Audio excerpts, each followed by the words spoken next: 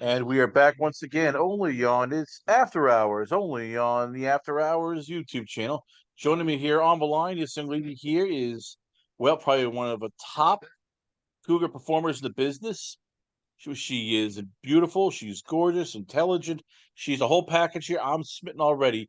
I give you the beautiful, the lovely, the talented, the intellectual. I give you Alexis Malone. So, Alexis, a lot of big things going on. You Exotica Chicago. You have your mini vids. You have your OnlyFans. What else is big going on? Like, what else are some of the things you have planned for this year that are right now are early in the stages? Well, hello everyone. Well, I just came out of retirement recently, so I'm just getting back to shooting again after like a 10-year break. But I am all looking forward to shooting with all new people, pushing the limits. I want to start like doing scenes I've never done before. I've never done anal. I've never done a gangbang. So those are some of the things that I kind of have on my plate that's in the works right now. I'm actually shooting maybe possibly a gangbang for my OnlyFans page first in Portugal. So that's something that's on the plate right now. And other than that, I'm just kind of working on my OnlyFans, all my other adult sites that I work for. So I've been doing that and traveling back and forth from Pennsylvania to LA, trying to make it all work. So let's start off with the retirement. What caused it, and what made you decide to come back after 10 years? I mean, most people after 10 years, like, yeah, we're done. So for you, it's like, nope. I have, there's unfinished business. I gotta come back. It's calling me back. Damn it. Well, I'm in my prime now, so I'm horny as fuck. But no, other than that, like the reason why I got out of the business, I think it was like 30, somewhere around 30s or something like that. I got into a relationship, and usually that's what it is that brings girls out of the business. And I did. I tried like for the love thing and like the normal thing. I got married and divorced, but anyways, that was a while ago. But I don't know, after being away from it for so long, trying regular jobs, I'm a licensed esthetician. I have a dog boarding business. So I've tried the normal lifestyle living, and I think I'm the happiest doing adult stuff. So I'm back doing this, and I've never been better. So how much does that help though, doing all the normal stuff in terms of how to run a business, how to make money, how to balance it, and for a lot of people in this industry, that's always a challenge. Like, hey, I get a lot of money. What am I going to do? And they start spending it. How much does it help for you now that you understand everything, like the pay, how much you got to pay for your testing, how much you got to take care for your flight and everything? Like, how much does that help knowing, okay, if I go out to this trip, I need X amount of shoots, or else it's not worth it for me to do this. Yeah, you know what? It takes a lot of discipline, structure, and just keeping to a schedule and definitely budgeting your money. But like what I've learned is just kind of going with the flow, not pushing anything, just kind of being easygoing, flowing, but then also always focusing on every avenue of income that I have coming in. So I'm constantly working on something, but I'm not working on it all at one time. So I don't get bored with it either. So I'm just constantly like rotating each income flow coming in. So it kind of works for me doing it that way.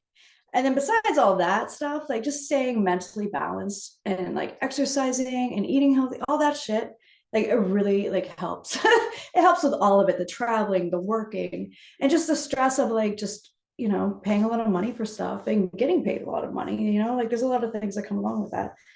But mainly it's just staying like balanced. So let's start off here with getting back to shooting. For you, how nice is it that you're in demand? Like Brazzers wants you, Team Skeet wants you, Naughty America wants you. Like, how nice is that? Just knowing that companies are already hiring you, even though, as you said, you're old, you're not, a 30-year-old, you're not 20-year-old. So, but they still want you. You are just that desirable. It definitely boosts my self-esteem for sure. Like being older, coming back into the business, I had no clue what the hell it was gonna be like. But from what everyone says, they're like the MILF thing is like fucking like hot right now. And there's a lack of MILF. So I'm like, that goes for me. But I'm excited to work with all those companies. Like going back out to LA next month and working with Vixen and Nubals. Like I'm like very, very fucking happy. Just put it that way. So and Team Speed I fucking love. I love them. but it makes me really happy, and it makes me more like motivated to work harder on my body, keeping it in shape, and just like, keeping like a balance. But I love it. I'm happy. So you also have your own mini-vids, you have your OnlyFans, you shoot your own stuff.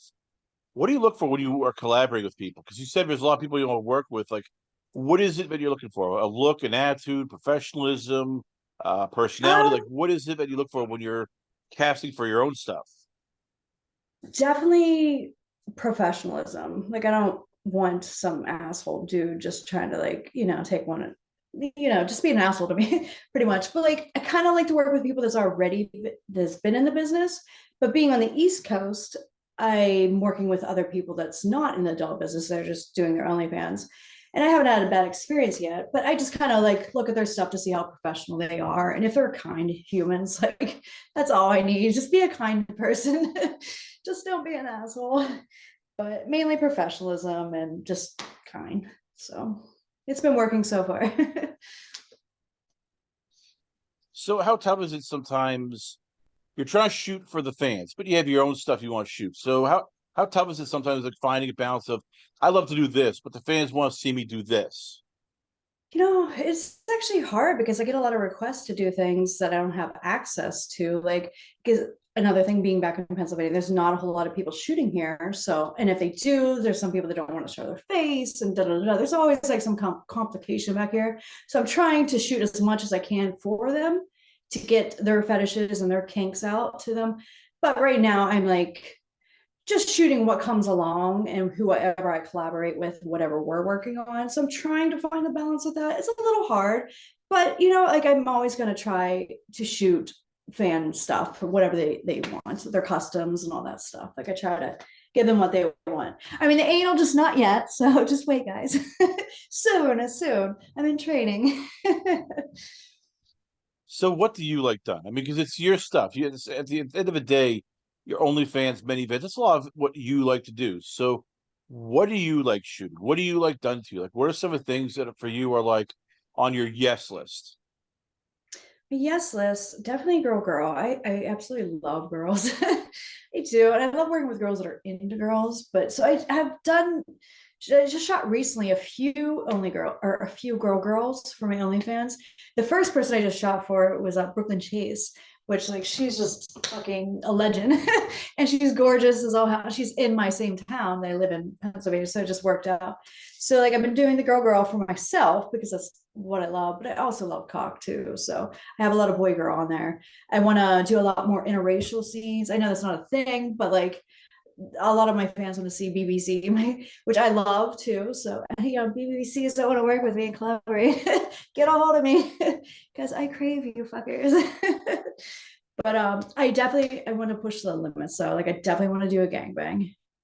And once I start doing anal, I really want to fucking do a DP. I've been like, I can DP myself with toys, but I've never tried it with like two men. So that's definitely on the to-do list for my OnlyFans. And then the studio work, I'll do it after that. But How do you protect your brand? Because you're this very beautiful, very sexy, very classy lady. And I know you want to do all this stuff, but at the same time, you don't want to go too far. Next thing you know, people think you're not a classy lady. So how tough is it sort of like figuring out your brand and going, no, I'm not going to do this. Yes, I'll do this. No, I'm not going to be portrayed in this light. you know what? As I get older, I'm like, I don't even really care anymore. Like, what? I don't care what people think. If they don't like what I'm doing, then that's all right. Like, I'm not everyone's cup of tea, and that's okay with me. So, like, if you like what I do and you go through my journey with me through my like sexual exploration, then I fucking love you. So that's my answer for that. But I'm always gonna keep it classy. I'm always gonna look classy. Just pushing it, like getting a little dirty. So what's in the bucket list? Like, what are some of the things you want to do this year besides what we mentioned? Like, and I'm not even talking about sex, like traveling, like maybe a clothing line, maybe your own, dare I say, Hmm. podcast. Like, what are some of the things you've been thinking of going, I want to do this. I really have set my mind on it. I actually earlier in the year I thought about doing like maybe like some type of podcast or something with another girl that was in the adult business. That when I first moved out to LA and got into the porn business, I lived in a model house with my agent and other girls. And there was another girl that got in the business then. She was an Asian girl, Avina Lee. I don't know if you know her, but I've stayed in contact with her through all these years. So like I'm trying to get her to come out of retirement. So and she's fucking just hilarious. So I was thinking of doing a podcast with her, but I don't know if that's ever gonna happen. I think she just might need her own. But I don't know. I haven't really put a whole lot of thought into that, but I'm not against like a clothing line or something, or a sex toy or something along the lines. But I'm definitely going to put more thought into that. Maybe not this year, but the following years, I definitely want to brand Alexis Malone, motherfuckers.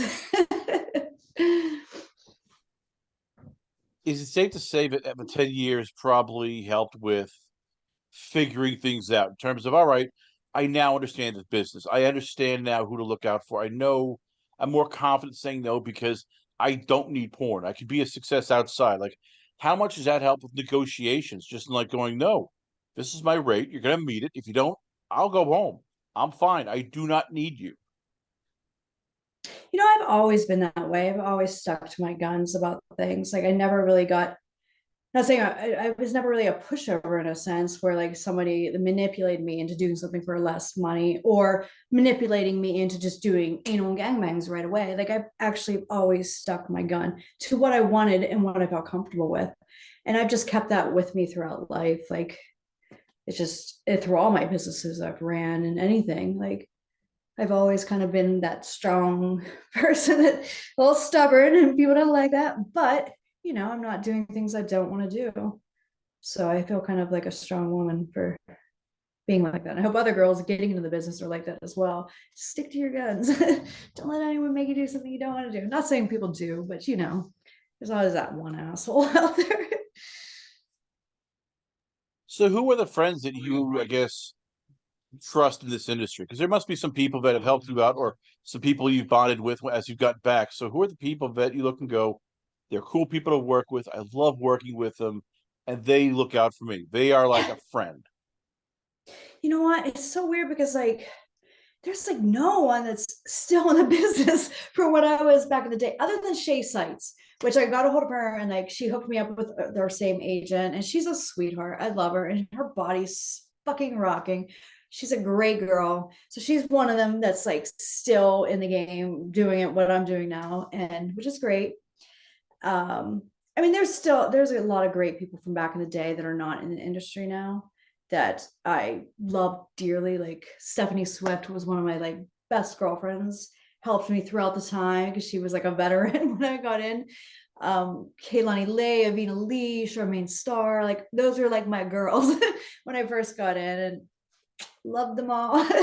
Maybe not talking to any of them really like here and there on social media though, but like those people, Evil Angel, I love every director that ever worked. Johnny Darko is one of the best. Kevin Moore is another person. He actually briefly brought me out of retirement in 2015. He brought me back to shoot 5 scenes, and I came back, shot a bunch of those scenes, and then I got out of the industry. So I briefly came back in 2015. So I give him a lot of credit for that. And yeah, so there was a lot of those people. I love all of them. I wish some of them would come back to the industry. So I'm like, hey, actually, I'm shooting with Johnny Darko next month, so I'm excited for that. I haven't seen him in years, so it's gonna be a good day. I gotta ask, what is it like when you're on set and you have these younger people who are young enough to be your kids, and they just look at you as if you were the hottest thing around? I mean, because from an ego standpoint, it's like no matter how bad of a day you are, you can go on set and people are like, wow, and they just stare at you, and you're like, that's right, I'm hot looking. I feel better, damn it. Oh, that's hilarious. Yeah, I mean, I guess I experienced it a little. Like it, I love it. I'm attracted to younger guys. I can't lie. So just like it's so crazy because like when I was in the industry a long time ago, it was all older guys that I had to fuck. Not that I didn't mind that, but now coming back into the industry, it's all young guys. I'm like, what the fuck? The table's upturned for sure, and I'm loving it. So yeah, it's it's fun. It makes work a lot more fucking amazing. No complaints here. But it is weird being actually on set with like everyone that's like almost 20 years younger than me. But it doesn't matter. Age is just a number, right?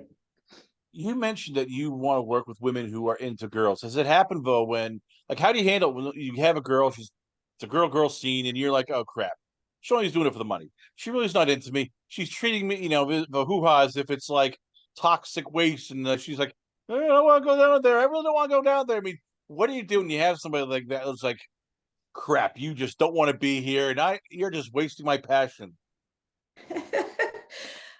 Honestly, in those cases, you just have to make the best of it. And that's when you become an actress. And you have to you just gotta act. But it's disappointing. But you have that. Like, I don't mind. If someone's not into girls, that's all right. But like, I don't know. I say stay away from girl work. If that's not your thing, then don't be straight for pay.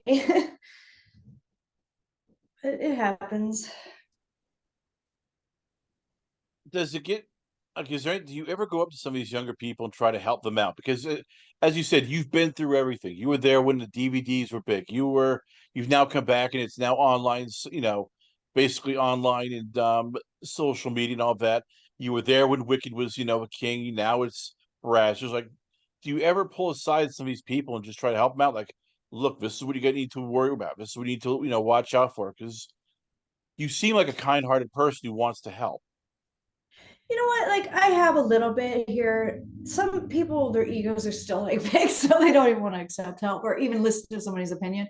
But there's been a few people, even online, for girls that got a hold of me trying to like get into the industry. But like, I always stress how important it is to only do what you're comfortable doing, and don't ever let anyone talk you into doing something you just don't want to do. Like, I stress that. And then there's other like little tricks of the trade for like just womanly things, bodily things. I always like, give my advice or pointers or tips or tricks of the trade. Like, so it's always like, I think it's good to kind of help guide and just talk about your story as well, because it helps someone else. But so here and there I have a little bit. There's some people that I won't even go there because I just already know they're just not even listening. So I save my energy on that. But I try. I try. I try. Last two questions, I'll let you go. How much work goes into all this? Because for you, as you said, you're collaborating, you're editing, you're shooting the content. You have to do all this here. You're scheduling things. You are networking. You are sending out press releases or clips. Like, how much time goes into your business, and how tough is it? Literally, like having your own time when you could just be Alexis and not Alexis, Malone. You know what? It takes a lot of my time, but I'm finding a schedule that works for me. So like, I'm pretty much on the road like almost 2 to 3 weeks out of the month. And so I have that one week, which I try to fit in with my family and my other friends here in Pennsylvania. But that's like my downtime part, where I just kind of decompress and I just want complete silence and no one around me. And I have my dog, which I love my dog to death. So she's like my little buddy. And like, I try to at least get a week in out of the month. Sometimes no, sometimes more. It's like I'm trying to juggle it all. But like that alone time for me, like to like I play my handpan. I like to meditate. I love to run, work out, and just like chill and read. So that's my downtime. And that's like I make sure I have at least a week out of the month to have that. Because if not, I'll probably end up losing it. I'm not losing it, just getting stressed. And right now everything's like flowing perfect for me. So I'm hoping it stays like this. How does the family handle this? Like how because as you said, you're always busy, you're always running, but and there's probably times to go, put the phone down, let's have dinner, put the phone down, let's have drinks, put the phone down, let's hang out for the weekend. It's like, I can't. This is my business. I'm making money. It's my baby. Baby needs 24/7 tender love. Like, how do they handle it? Sometimes they'll come in second because you are so passionate about your business. You know what? My family in general, they are just awesome. They're like one of my best support systems. And they understand because I've always kind of been like this throughout my life, always on the go, always juggling a few different things. So they know how I work and they're always very understanding about it. and we get our alone time in with each other and all that stuff. There's some other people, like friends, like close friends, that they get a little like stressed out, or not stressed, but they get a little needy. And sometimes I just have to like, I don't know, explain it to them, like, be like, no, like, you gotta understand. And like they get it. But having that support system here, and then my support system out in LA, like my close friends, like it just all works and keeps me like good. And I thank God for all of them, because it's so important to have a great support system. So right now everyone's cool. It's working with everyone. They understand, they get it. They get me. So There you have it. Once again, I give you the sexy, the beautiful, the gorgeous. I give you its Alexis Malone. Alexis, before we let you go, where can fans check you out at? Where is the Twitter page, Instagram, the website, the OnlyFans, the many vids? Where can fans find you at? so my Instagram and my Twitter page is Miss Alexis Malone, but it's MS Alexis Malone. My OnlyFans page is Miss Alexis Malone. It's MISS, Miss Alexis Malone. And you can see me in Exotic in Chicago in April. And my many vids is the same. It's Alexis Malone. So there it is. You can find me there. Email me, DM. I try to answer everyone's DM. I try my hardest. But my OnlyFans, I'm always on there daily answering, and it's me. But yeah, come check me out. Come meet me in Chicago. I'm happy to see all you guys. Mwah. Alexis Malone, ladies and gentlemen, once again, always on a pleasure having on the show. We come back. A lot more going on here, only on its After Hours, only on the After Hours YouTube channel.